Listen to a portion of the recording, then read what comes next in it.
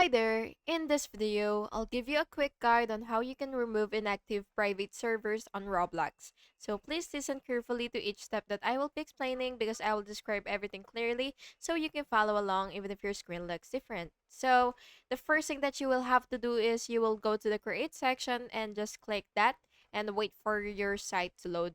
So once you're here, what you will have to do is you will basically just click any game that you want.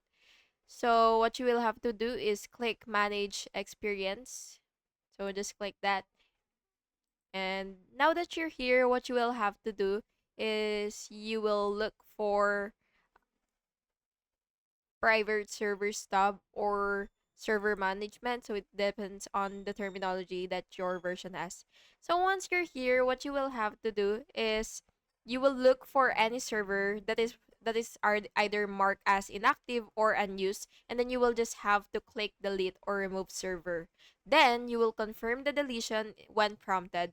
And by the way, if your layout looks different, you can look for a gear icon near your game title as well so that you will be able to access settings or configure game. So yeah, that's basically just it. I hope you found this video helpful, and if you did, please make sure to like and subscribe for more videos like this. Thank you and have an awesome day.